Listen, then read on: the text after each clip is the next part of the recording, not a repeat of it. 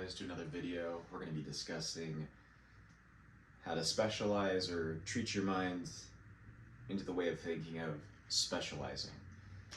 Alright, so if you're watching this, it's probably because you have an idea or think that, like, hey, if I listen to him, I'll learn something. Yeah, I think you might. I think you just might. So there's like a lot of actors out there. I meet them for the first time, and it's their first time too. I'm not saying like high level ones. I'm saying baseline, right? Because a lot of the lessons I'm trying to talk about and help other people understand and learn is I truly didn't start this, I don't know, this journey until 2021, and then now being in 2025, there has been some growth for me. Very small amount, but I think it's enough to talk about and learn something from it. So anyways, we're going to be talking about specializing today. So in my experience, I've met a lot of actors that haven't been exposed to too much. You know, maybe they've done one commercial or two, or have done some background work, or even has gotten a line on a major set. And then also there's times where they've done independent projects and they want to go to the next level. And I think that's absolutely viable. I think, like, if you're an actor and you were, you know, paid to be in front of camera by somebody else and you delivered, yeah, you're a professional, in my opinion. I think skill level is just something that comes along with time. I don't think that necessarily determines if you're a good actor or not, because yeah, there's bad acting, there's good acting, but overall, like, what is the project? What does it call for? So anyways, that to say, specializing, right? So I feel like when I ask actors the question, like, oh, you're an actor, what type of work do you do? And they say anything. The worst is when they say, I will do anything. And I'm like, okay, so that means either you have or you're going to do anything. And I don't think that's the right approach. You can call me wrong if you want, but I do think that you need to specialize. So if you're an actor out here and you like commercials, well, then I think your goal should be to be the #1 face of Capital One credit card commercials, or even, you know, Progressive. Everybody knows the character Flo. Like, that's a character at this point, and it's rewarded. And you got Jake from State Farm. So there's some pretty major successful characters in the commercial world, and I think, you know, if you want to be a commercial actor, go do that. That's awesome. If you want to be a film actor, I think you should decide whose career you admire and then kind of go all in on mimicking it, but also making it your own. And I think making it your own automatically comes with you just being there. Like, you really can't impersonate somebody all day, all night. I mean, you could. That's pretty crazy, in my opinion, but it gets to a point where, you know, you become a very similar flavor to something else that's familiar, and that I'm assuming has worked, because whatever you're consuming as an actor to, like, mimic someone else's career that's successful, like, they've already kind of paved the way for you. So I think a good example of this is, for me, Jason Statham. I've watched a lot of his films growing up, and I will never ever be Jason Statham. I mean, physically, I can't be that. British. I auditioned for a lot of projects in the beginning of this career path, and I didn't get them because I was pretending I was British. So that's embarrassing. But that's just how influential Jason Statham is in my life, with action and the movies he has done in the past. And I want to participate in those type of films, so I kind of went to the extreme and kind of just really, really, really mimicked him.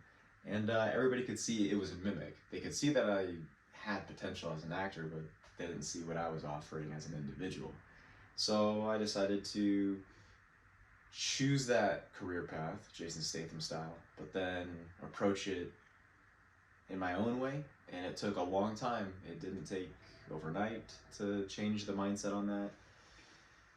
It took a long time. So to cut the time short on you guys,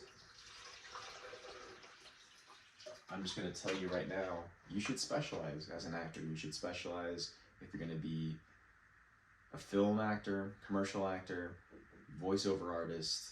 I don't know, like, there's so many ways, dude.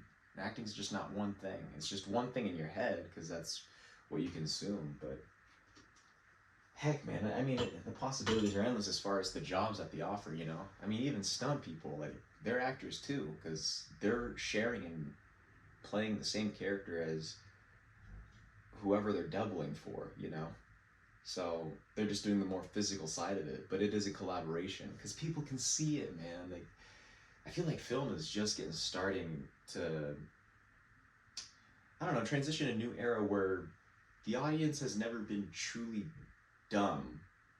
You know, we've only produced kind of dumb things, assuming that audiences are dumb. And I think it's gotten to the point now where we truly do know what's unsettling or maybe too much. And there's this fine line of we want to experience something on the edge, something new, something cutting edge, but we need a safe place still. Like, that's what movies are, you know, an escape. That's why we pay that precious dollar bill to go have a good time. And so, yeah, man, I think all that to say, I truly think that a lot of actors need to take the pressure off of, I don't know, thinking they can beat everything all at once or be everything for the business, the industry. That's just too big. I think you need to just specialize, you know? I mean, there's some actors out there that are really good at drama. And, you know, people say I'm really good at action. And a lot of these people from different genres of acting, they'll ask me like, oh man, I really want to do action. And to me, it's just as simple as, all right, go do it. Like, it's simple as rip off an action sequence that you love, go film it, but it's you, starring you, you know? Go try it, figure it out. But it's just too daunting of a task for them. And then for me, you know, classes, acting classes, I think a lot of them have worked out for me, but then there's a lot of them that I think just communication styles and what's required is just communicated in a very different way, and I can't connect, and I can't get there. And that was kind of a concern for me. Like, can I do an emotional scene? Can Anthony Horn do a crying scene? Can he do, I don't know, an extremely angry scene and sell it, you know? Because I've only done pretty middle ground things. But we did just recently wrap up a film here in Utah, and I was required to kind of connect with the character and feel these emotions of, I need this person and I can't do what I need to do as a character to progress down my story if I don't have this person. But this person, this character, they're not meant to, you know, ascend with me to the next level or the next progression of the script. And so there's this push and pull, and my character becomes emotional, and I lose it a little bit, you know? And that's typical. I've seen it before. But me participating, I've never really took a word of that. And I was discussing with my director, like, what do you want? He told me what he needed. But then there was instruction with the emotional states that I needed to feel to get somewhere. And that was strange to me. And so I participated, I did it, and I felt like I just was there, but I couldn't get there. And so on one of the takes, I took one for me, you know? I mean, that's what you should do as an actor, is always take one take for yourself and just see how it works, because I feel like you will always know yourself better than most, and people can suggest paths for you, and hopefully it works out. But if it doesn't, then I think you should have some, you know, tools in your tool belt to just pick up. So all that to say, the way I felt my emotion for this character is they're losing their life at this moment. Like, that's the reason why they can't progress with me. Like, they're losing their will to live. And in my mind, I was processing for me, like, hey, I need you, but also, like, don't give up, because I'm not giving up. And if you give up, then who am I without you? Am I somebody that's going to give up? There was a completely different conversation I was having in my head versus what the script wanted or maybe needed, right? So I was just translating those emotions different. And then I was able to get there. I was able to cry for the scene. I was able to get emotionally exhausted for the scene. And I do believe we got it. We obviously moved on. And we weren't moving on until we got the shot. And so I believe we got it, and then we moved on. So that's how I got through what I needed to get through. And I specialized, right? Like I was seen as this kid that had some weight here in the eyes, some weight on his face, and just heavy emotion. And I've never done like an emotional scene, and so I've only done like action sequences and whatnot. So by specializing in one thing, it led to another. But then I had extra tools in my belt to like kind of get the job done, if that makes any sense, right? Now, all of these things that happened on this movie, if I was on a commercial film set, like doing a commercial and just being big with my actions and whatnot, I'd be pissed off, dude. Like, I wouldn't want that job. It's not challenging. It's not pushing me in any way. It's annoying, you know? So, golly, I couldn't imagine. I just realized I don't have my, sorry. I needed to get my creamer. I tend to cut these videos in half and then need to go do something. So anyways, yeah.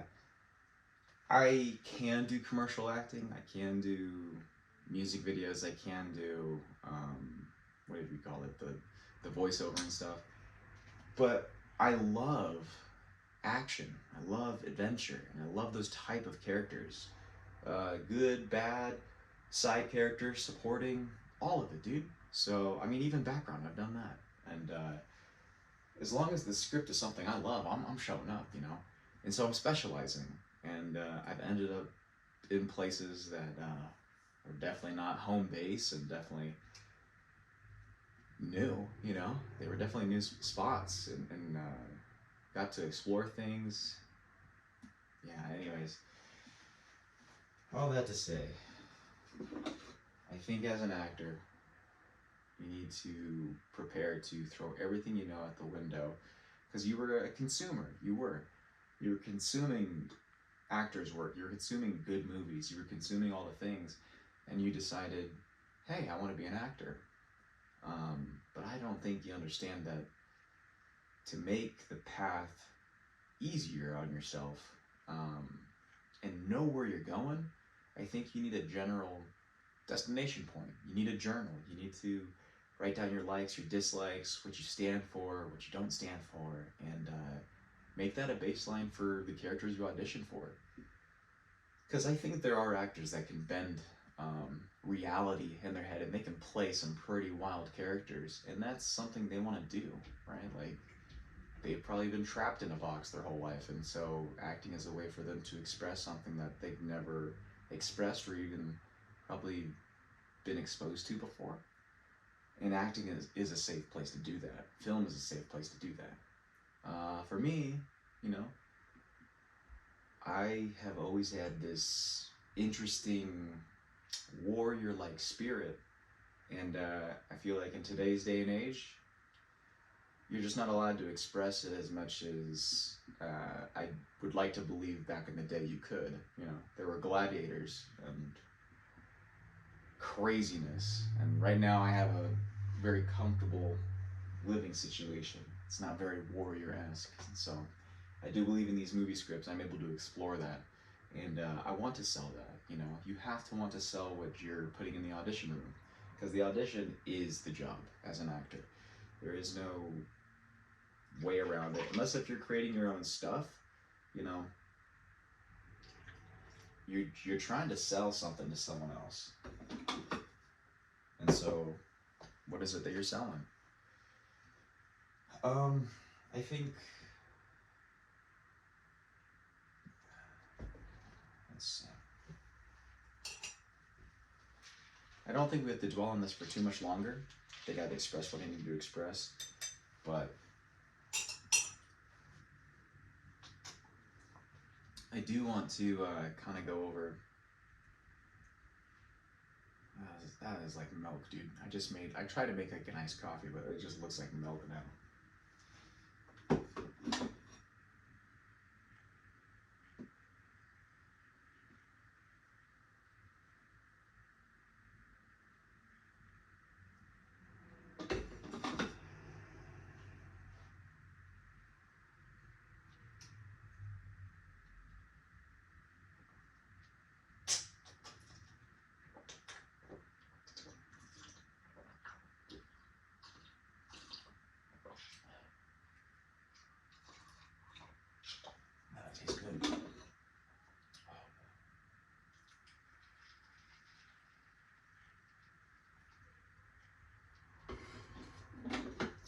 That's better. That's much better.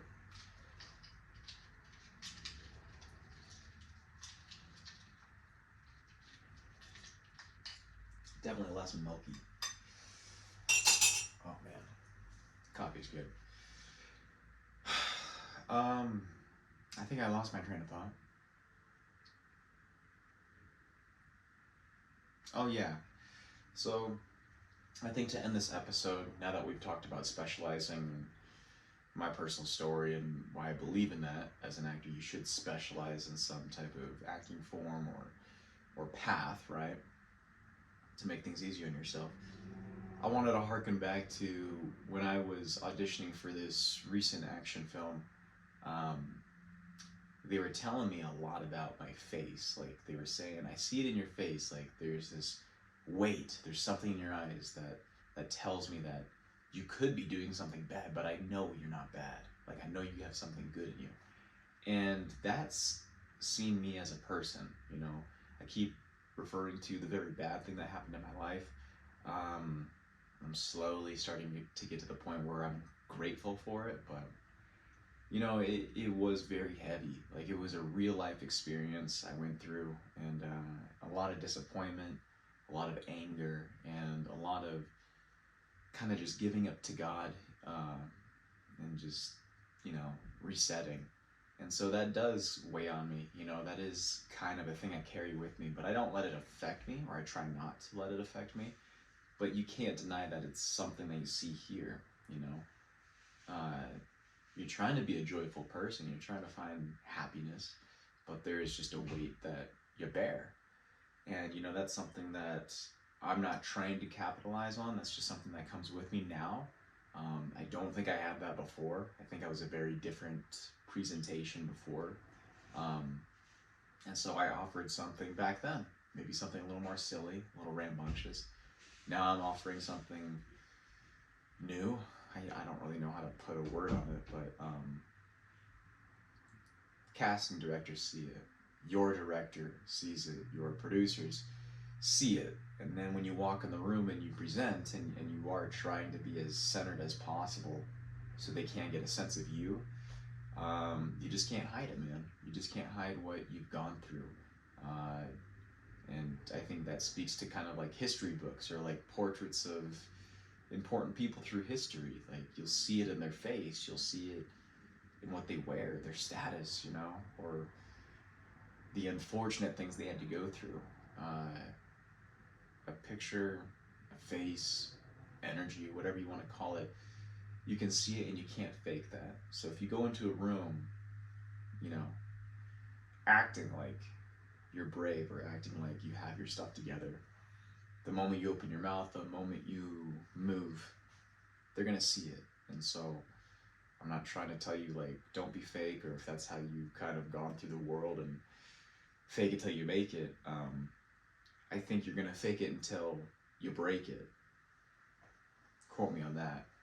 And so, you know, if it's not in your wheelhouse, I do think there's things you can do, you can put yourself through to get to that type of lifestyle behavior to then portray in movies for characters. I mean, this is all make-believe, right? And so you can make believe from point A to point B, or you can, you know, if you want to do action, I say get involved in a stunt class, get involved in a firearms training class, get involved in, you know, some type of mixed martial arts class. Do all the things that teach you the ways of life that warriors carry, right? I mean, if I was gonna step really out of my box because I wanted to play a character that was interesting to me, but he's something boring, you know, like his career path is boring, maybe in the beginning of the script or the middle of the script, you know, I need to go experience something boring, and so I can feel like what boring feels like, and then I can return to myself, which is natural, right? I can jump back into what I am. But for these characters' sakes, like, I do think you kind of need to know, like, where they're coming from, like each stage of the script, so you can deliver on each of those things and get paid for it, because that's your job. Your job is to be the ambassador between reality and these fictional characters, you know. And as far as what I think is easy, you know, a lot of people don't think that's easy. So, you know. Anyways, that's this video. And, yeah. Thanks for checking out the FSW series, Find Strength Within. And, yeah, guys, we'll see you later.